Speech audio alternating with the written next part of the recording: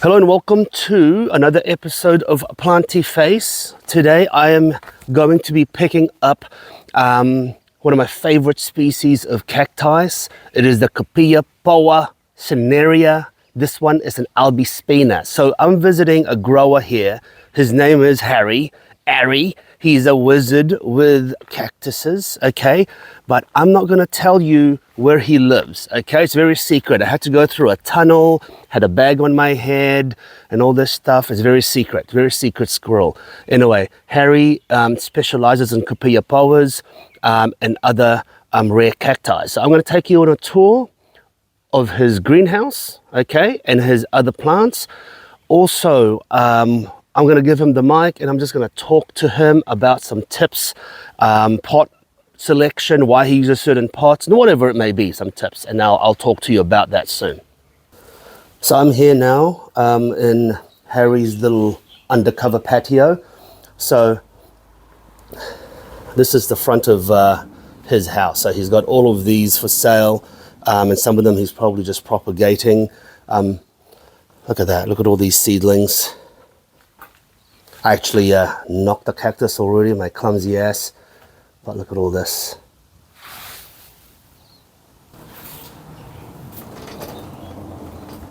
So I quite love these species, right? Look how symmetrical they look from the top, you know? So cool.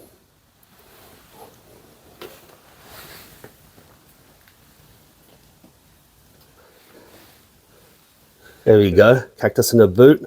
If anyone likes cactus in a boot, there you go. True Arizona style. Alright, so we're following some variegated cacti as well. Look at that. It's like cacti everywhere, shit. Yeah, variegated cereus. That was an interesting story, that one, the variegated cereus. It actually came from a massive stand that was in like an industrial site in South Auckland. And a mate of mine found it and saw it at a distance. It was like, holy crap, look at this enormous, it was about like 2 stories tall, this huge cereus, fully variegated, gorgeous looking plant. And we hadn't really seen anything before on the market. So we were like, okay, we got to try and spread this around, try and get people into it, get it out to the people, you know.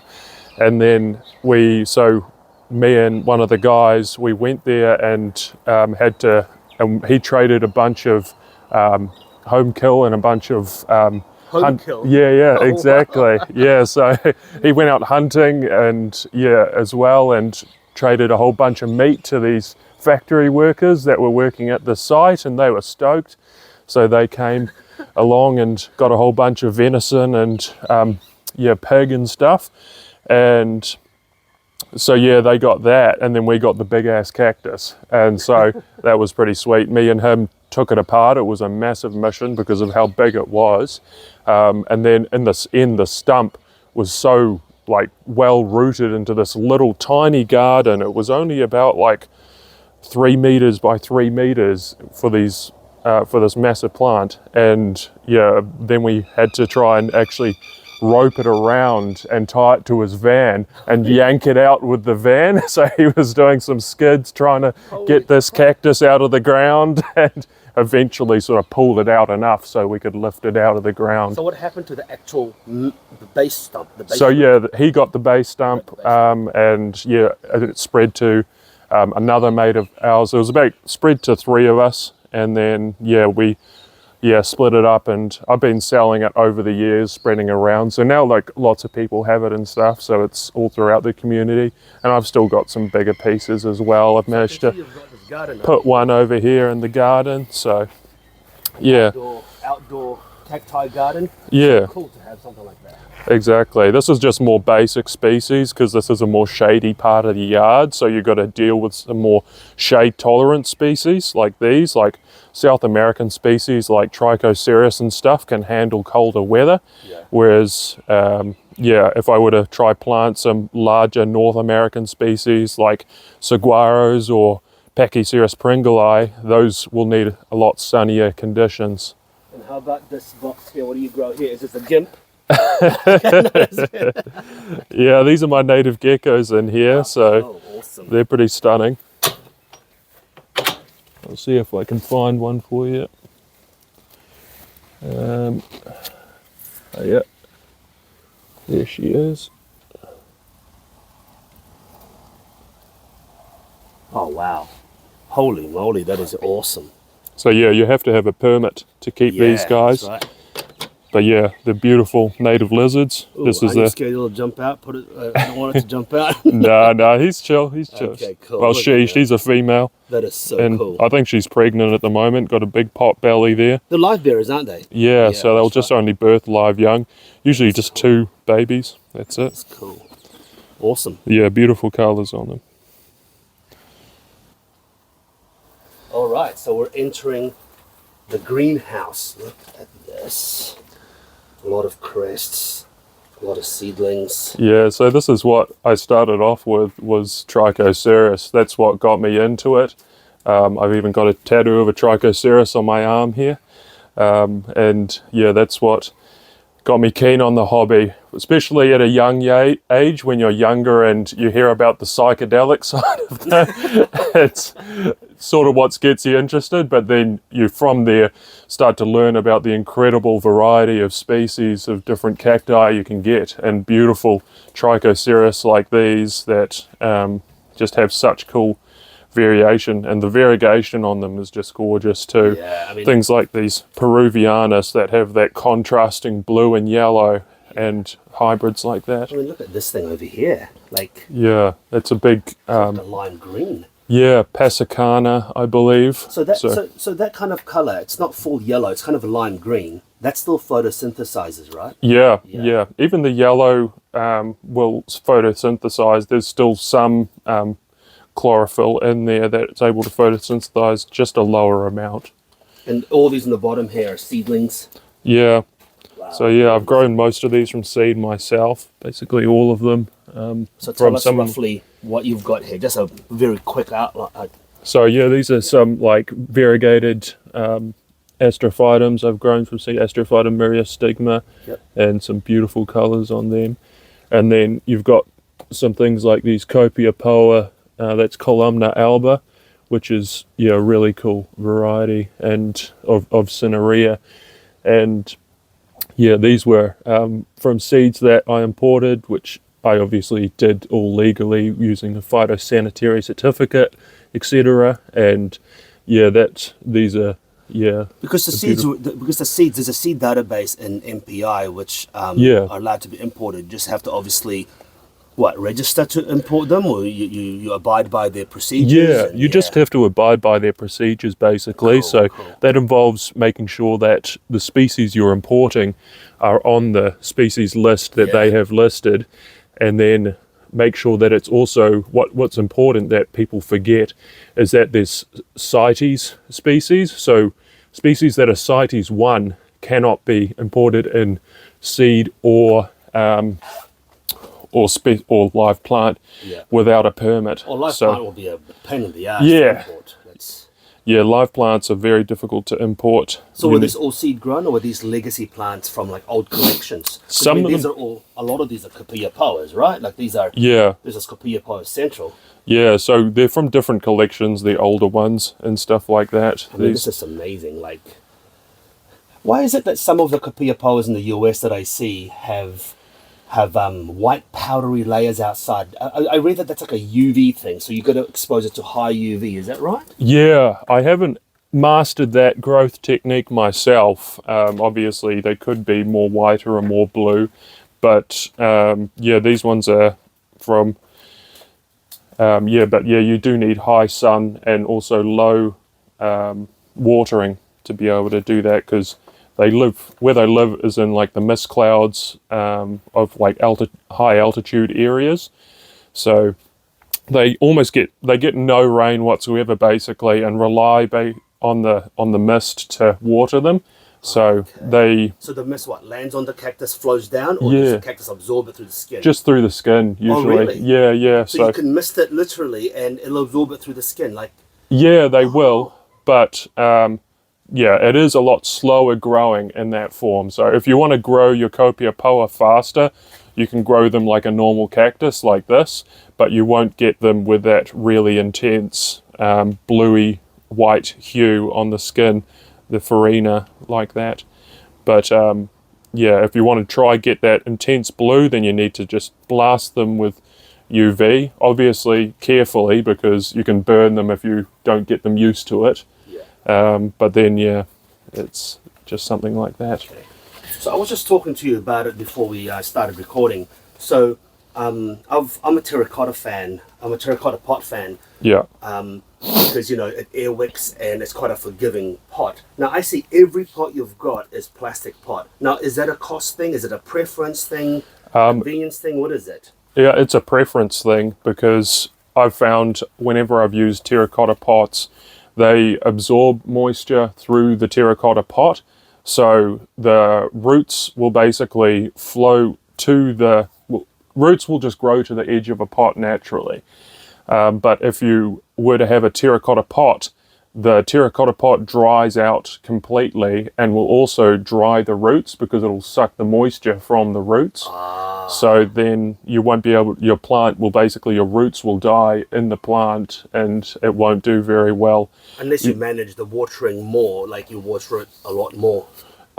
Even, yeah, but then you might water it too much and then you might kill the cactus. So it's interesting, yeah, online, it's just a lot more risky. A lot of online say that terracotta is good because it manages the moisture, but it can work against you as well. Yeah, exactly. Cacti do love water. Like, yeah, contrasting to popular belief, they do love a lot of watering in the summer so that they can keep growing at a good rate.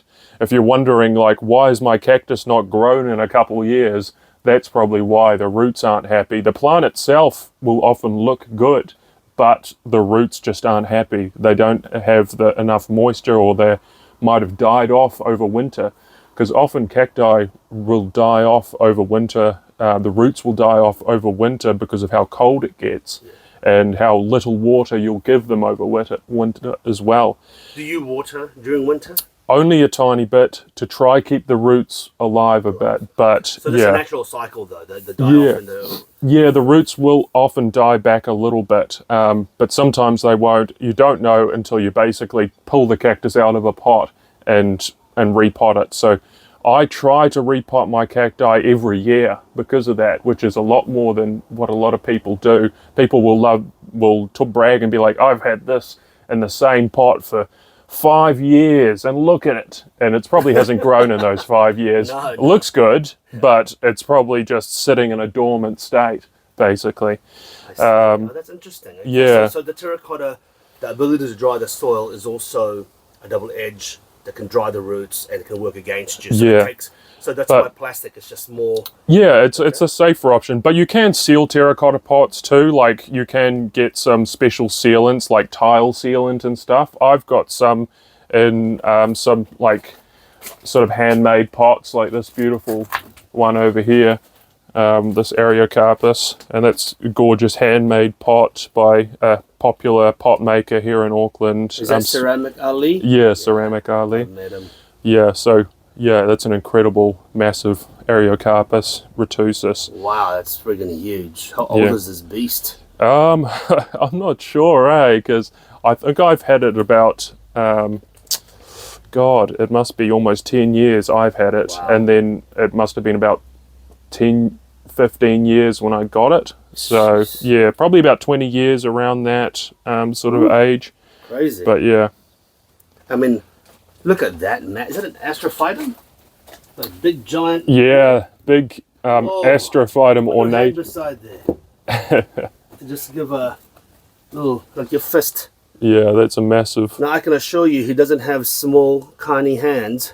That's a big astro. Yeah. Wow. Yeah, it's a big old... so that's a Myriostigma cross ornatum. So this is the astrophytum ornatum. Don't look at the top of it because that got munted, unfortunately, but that's the sort of size astrophytum can get, this enormous size here. So that's no longer growing tall? Yeah, they'll grow taller than that even, but yeah, that's the ornatum, which is the biggest growing astrophytum. And so this is a cross between your Myriostigma, which is this one here, these are all Myriostigma, and that ornatum. All right. But yeah, then you get some cool, like cultivars, like your gecko here Oh, yes. with beautiful pointy ribs, and then things like onzuka over here, beautiful dense white flecking. Like similar to a bishop's cap. Yeah, exactly. So that's what they would call them as a common name, is the bishop's cap cactus. And then you have these massive, crazy crests. Oh, look at the Ariocarpus. Like, look at the collection of Ariocarpus over here. Yeah, so this is the time of year when they flower. They only flower just before, just like in autumn. Cool. They flower every year and Crests. Look at that. can get Grafted. some. Yeah, and here's a big old Ariocarpus Godzilla, which has been grafted for a very long time. What is it grafted onto? It's grafted onto Perisciopsis, which is a popular grafting. Tiny Yeah. little stalk, eh? Yeah, but it's managed to hold this big cactus for over 10 years. Wow. And do you think that you can cut that and root it, or no? Yeah, so you can see, it's hard to see, but at the bottom there, it's starting to throw roots. Oh, yes, you down can the see bottom. It. Yes, you So, can see it. Yeah, So technically, you could probably... I could probably cut that off and then reroot it, and it would be just like any of these others. Eventually the roots would grow thick and strong over the years. Wow. So many plants. Yeah, these some gorgeous. And look at these, like, amazing specimens. I actually gave grafting a go the other day. Just got a cheap cactus from Mitre 10, and I had a variegated pup fall off from a gymno from Bunnings. So did you see that post about Bunnings? Someone imported these coloured gymnos? Yeah. So Yeah. it usually happens every few years. You wouldn't notice if you weren't in the hobby that long, but yeah, it's a common practice for these big plant places to import coloured gymnos. So yeah, it's usually people get hyped up right now because it's happening again, and you haven't seen them in a couple years. But these ones are actually quite different because usually they come grafted. They come grafted these on. are fully rooted. Yeah, these are fully rooted on their own, which might be a little more dangerous because you have to be a bit of an experienced grower to be able to grow like a variegated cactus on its own roots like that, because they can be a bit more sensitive. So yeah, often there's going to be a lot of dead ones, but Yeah. hopefully people will be able to still grow them on and flower and get some seeds from them because yeah, they're beautiful plants. Well, I gave it a go, and I thought, oh well, look, let's see what happens. You know, I mean, I guess they're quite big and they look pretty robust. So you know, Yeah, exactly. They're very healthy looking plants. more copiapoas. Yeah, more seed-grown ones There you and go. different types. Do you still import the seeds now, or have you got enough? I haven't done it for over a year or so.